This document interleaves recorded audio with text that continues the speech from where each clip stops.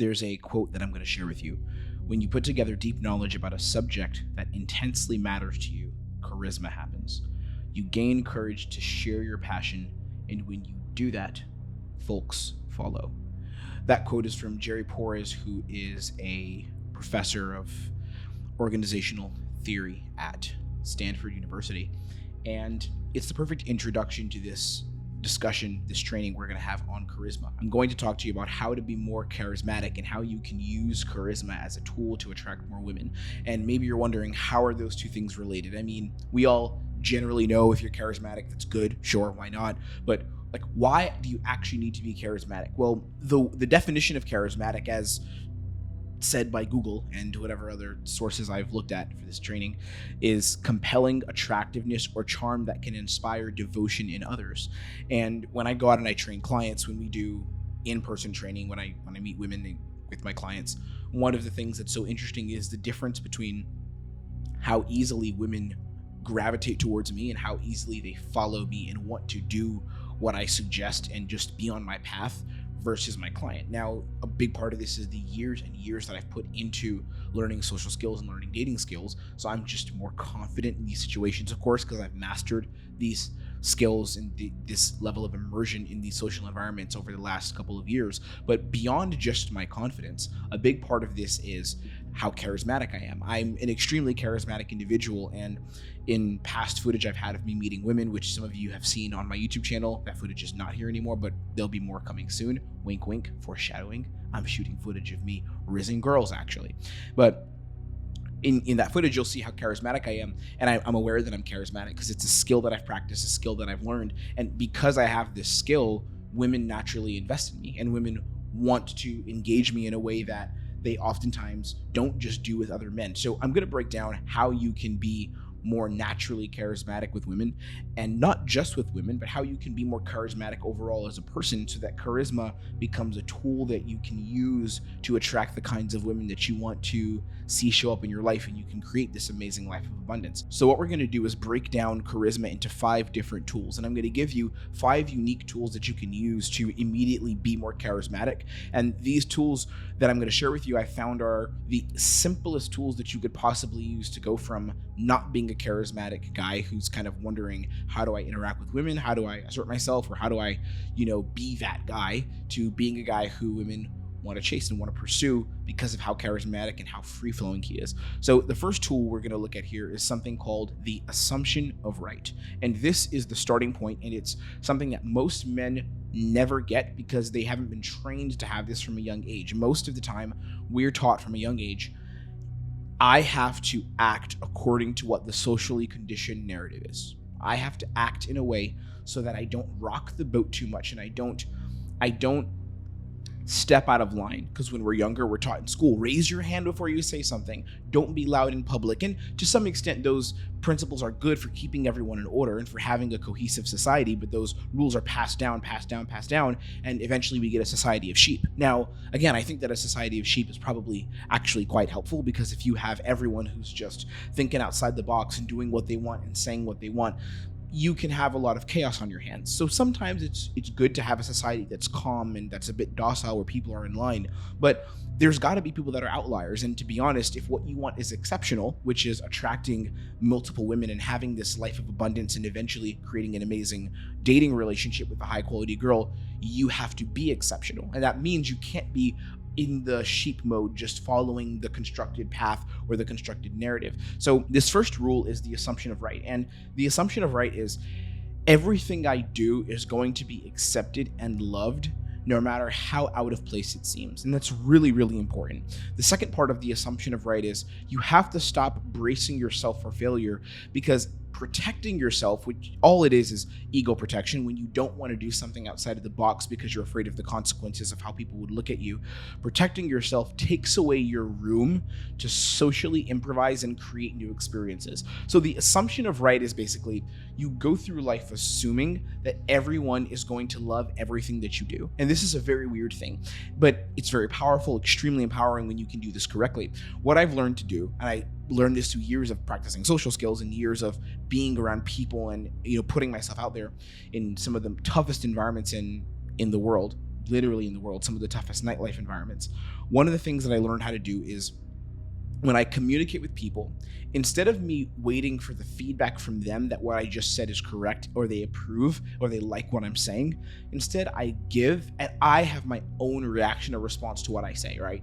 So let's say that I tell a story about the time when I met a girl and she didn't show up for a date. Let's say that I wanted to go on a date and she flaked on me. That story, it's a pretty boring story, but I could just say that story out of thin air, and it could be fun for me to say that story because it means something about me. It's something that's relevant to my life. So what I'll do is I'll say the story for myself. I'm not going to say it for the people to approve of it. So I'll say, dude, this story is fucking hilarious. This shit, like, trust me, this story is absolutely crazy. And then I'll tell them the story, and then if they don't respond positively, I'll be like, I am highly disappointed you don't find it interesting, but that shit's crazy.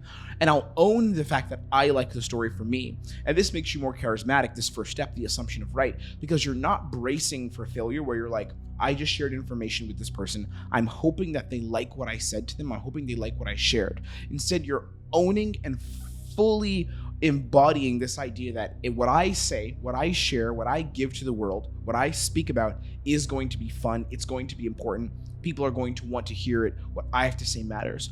The assumption of right is number one. Number two, to be more charismatic, listen and gather information. This is something a lot of people just miss doing because they don't think to do it. So you have to know who you're talking to and what they need to feel. I've been studying a lot more on just general human behavior outside of dating and reading a lot of Robert Greene. And one of the things I've been reading in this book, The Laws of Human Behavior, or Human Nature, I think, I forget the name of the book, but The Laws of Human Nature, I believe it's called.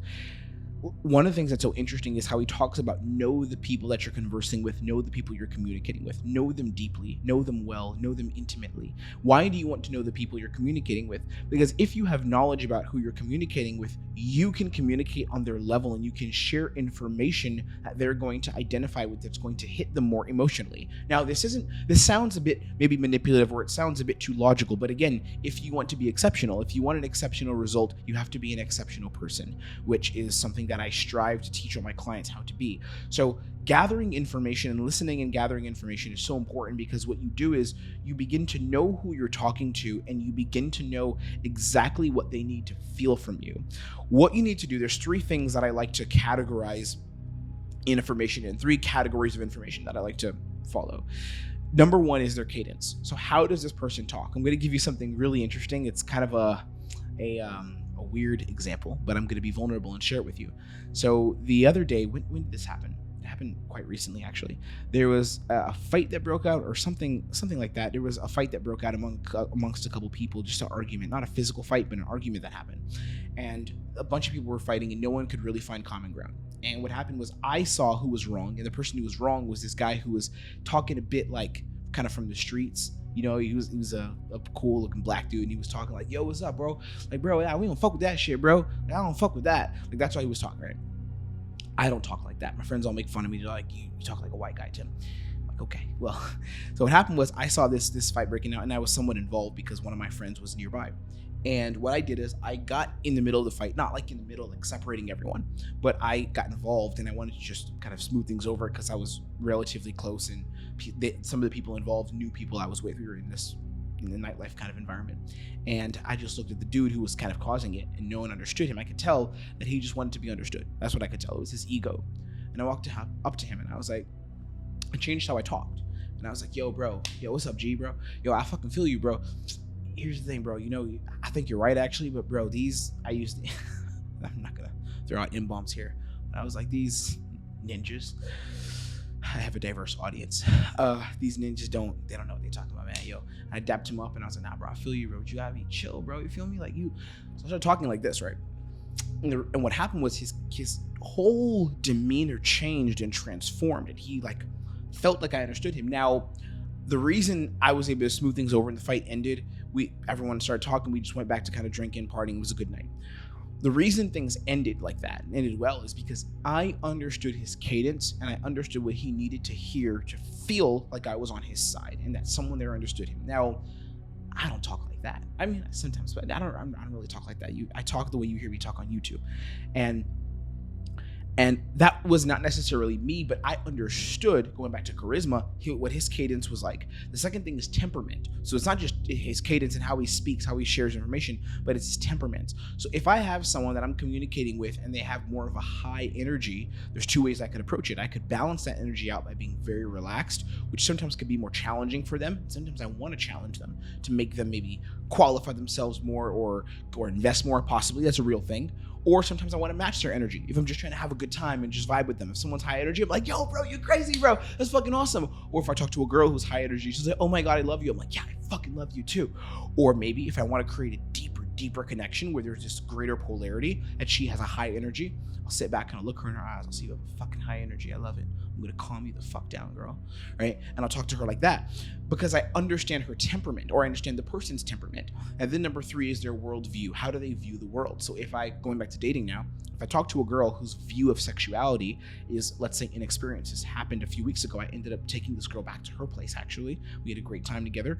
And the reason I was able to do that is because she had a very low body count, and she was very sexually conservative in her past, and she wanted to get out there and experience more. But I knew that she didn't want to just be qualified as being a hoe, so I had to work her to that and understand her worldview about sex. So we talked deep about her sexual partners, the kind of guys she dated, how guys had used her or hurt her in the past. Not a bunch of guys, didn't have trauma, but some asshole ex-boyfriend, things like that.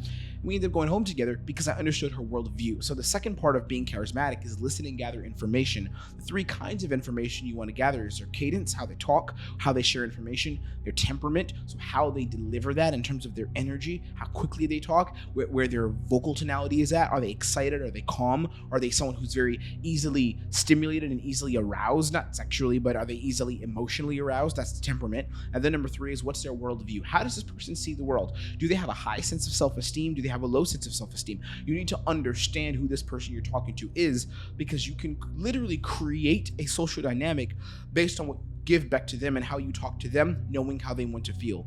Number 3, and this is one of my favorite ones, this is probably the most transformational part of communication and charisma that I ever learned, honestly. This is one of my favorite ones, and it's called learn your why. Remember this. Number 3, learn your why. So you need to add a layer of depth to the information that you share. You should know the reasons behind why you take certain actions. Every single client that I train in person, right now I have a client that I'm working with for a long-term project here in Budapest, and we're doing in-person training. And one of the things I ask him every single time we're out together, we go out and we practice social skills. We meet girls together. I'm guiding him into how to set up dates, and he's doing really well. And one of the things that I break down with him when we're out training is this idea of why the hell is he actually at all in any way taking any of this action? Why does he care about the action? Why is he being here? The reason I want him to understand his why is because that adds a layer of depth to who he is as a person when he's out. So if I say, are you out because you want to connect with women deeply? He's going to own that and deeply connect with women. If I say, if you're out because you want to be more social, he's going to have a night where he's more social. So you have to know the why behind certain things. Learn your why behind information that you share. This is really powerful. When you share information, the stories that you talk about, the things you tell girls and guys about yourself and who you are as a person, why are you sharing them? Why are they relevant? What do they mean about you as an individual, as a human being? Know the reasons behind why you do certain things. When girls ask me and they say, do you do this to a lot of girls? Do you talk to a lot of girls? I feel like you're a fuckboy. What's my why? No, I used to, well, now I talk to women, but I used to be extremely shy and in my head. And then I found this dating community where I learned how to actually meet women properly and not be a fucking a stifled little bitch in my head all the time. That's how I used to be, honestly. And now I have like a better dating life after 8 years of working on myself. And I'll share that with her. And now she just expands and opens up because I told her the why behind who I am. So you need to add depth to the information that you are sharing and not just share information to talk about it. Most guys don't share their why. They just talk about information because, oh, it's fucking there. Oh, let me just tell this story. And there's no deep depth behind it. There's no real depth as in, why are you telling her this? Why does she care? Why should she care about what you just told her? What is your why? How is it significant to your whole life? And I want to give you an exercise you can do behind this. There's a really cool one. We call this in our program the Epiphanies exercise. What you do is you write down 5 principles in your life that you believe to be true. 5 principles you believe to be true. And then what you do is you write down 5 stories that are attached to those principles, right? 5 stories that you have in your life that back up those principles, and 5 stories that contribute to those principles being true. And when you write down those principles, in those stories, you figure out why you care so much. Why do you care actually about this principle? So as an example, let's say one of the principles you have is you believe that you should respect women, right? Let's say that's one of the principles. How do you handle that story? How do you respond to that? What is the story attached to it? The story attached to it may be your father taught you when you were younger to be respectful of women, right? And if your father taught you to be respectful of women, what does that mean? That means that's the why behind the story. You saw your dad growing up, how he was treating your mother, and he was respectful and kind, so you grew up knowing that you needed to be a good man. That's an example of this. Learn your why. The 4th tool, and this is really going to help you a lot, is share about yourself. So people trust those who trust themselves. If you are confident in your ability to lead and create an experience, if that is who you are as a person, you are going to be able to create unbelievable trust in other people. If you're able to create an experience and you're able to go down that experience wholeheartedly without backing out of it, without self-sabotage, other people are going to want to follow you in that experience. People trust those who trust themselves. Okay. Become the creator of connection. You can go out about your life in 2 ways. You can either be someone who's a receiver meaning you wait for other people to create opportunities and make them easy for you to capitalize on. Or you could be someone who's a creator. A creator is someone who creates the opportunity and says, we're going to go here, we're going to do this, here's the action we're going to take, follow me, I know the way, I'm going to guide you. That's what the creator is. You can either be a receiver or you can be a creator. It's up to you to decide which one you want to be. But here's what I'll tell you. Being a creator gives you so much more social power and social control, not control over others, not power over other people, but it allows you to influence and create the exact kind of social dynamic that you want to have in every single situation. Being a creator instead of being a receiver is one of the most powerful perspectives and life positions that you could come from. So instead of you waiting for other people to create information or to entertain you or to create something for you, you become the person who creates it. And that's why I say share about yourself. And that's why I put it after learning your why, because if you know the why behind how you think and you understand your own psychology, it's going to be easier for you to share about yourself. So when you give someone information, like let's say you say, yeah, I love working hard and I spend most of my time working on my business because there's a lot of people that I want to help and I want to really help men grow. That's what I share. I share a lot of people, share this to a lot of girls. When I do that now, I'm going to have the ultimate confidence to go deep into that because I understand the why behind where it's coming from. I know why I care about this. And it took me a long time to know why I care about actually teaching men. But I know for 100% why I care about this. So once you know the why, then the next thing is share about yourself. You have to tell people about yourself, about your experience, about your journey, and people will begin to trust you. So people trust those who trust themselves. You want to become the creator of connection. Become the person who can create good vibes, who can create connection instead of just hoping that something comes back to you and people share information with you. And then number 5, this is my favorite point. The 5th point, don't obsess with perfection. Okay, don't obsess with perfection. Like, man, I'm telling you, everyone fucks this up so much. Every guy messes this up. Don't obsess with perfection. Most people have this need to be perfect, and the need is a weakness. If you don't need to have perfection, you'll have a social advantage. If you don't need everything to be perfect, you're going to be more charismatic. Trust me on this. A lot of the reason why people think I'm charismatic, a lot of the reason why girls think I'm charismatic or cocky or witty is because I actually don't care about being socially perfect. I have zero need to be perfect. I have zero need to say the right thing at all times. You know what a really good example of this is? When I run out of things to say, you know what I tell girls? I tell them I ran out of things to say.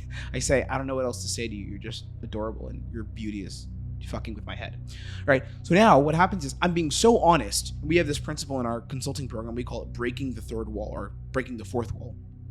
And we have this principle where I teach my clients basically that when you have an interaction where a girl is investing in you and you don't know what to say, own that fully and just say, I like you, I'm attracted to you, I don't know what to say anymore. I ran out of things to say. When you own that space of not needing to be perfect is so attractive because most guys need to be perfect because they're afraid. So most guys are like, I have to have the right witty response, have to be perfect. And that perfection limits them and makes them unattractive, makes them weak. When you don't need to be perfect, when you are just yourself with all the imperfections, with all the insecurities, with all the not knowing, when that becomes you, when you interact with the world that way, it's so fucking empowering and and you become a social magnet to women. I'm not kidding. So remove this need for perfection. When you're out socializing, let go of, I have to have the right thing to say. I have to be the guy who's got all the answers. You don't need to have the answers. You don't need to say the right thing. Trust me on this. You can fuck up, be silly, sound stupid, and girls will still be attracted to you. This is part of charisma. It's not needing to be perfect, not needing to be perfectly witty. Trust me on this. I'm going to leave you there. Hopefully this makes sense. There's these 5 principles: the assumption of right, listen and gather information, learn your why, which is so important, share about yourself, and don't obsess with being perfect. If you can dial in these 5 things, these 5 tools that I've just given you, you're going to become exponentially more charismatic. What I'll say before I go is, if you want to work with me, and if there's a way that I can add to your life and I can serve you and help you start attracting 2 to 4 or more new women every single month and eventually find this amazing high quality relationship, if you want to start doing that and learn these systems and the communication skills and leadership skills and attraction skills necessary within the next 90 days, there's a couple links below you can click that are going to take you down a path where you can begin to work with me. All the links below are free. It's not leading to any paid services. You have to talk to me in order to pay me for some work. The only way I'm going to work with you is if we talk. So if you want to go down and book a call on my calendar, it's half an hour to 45-minute call where we're going to see if you're a good fit. The link is there, or you can watch a training I have which explains how my system works, and from there you can decide to book a call once you get to know me a little bit better. That's all I got for you. Be blessed, and I will see you on our next training.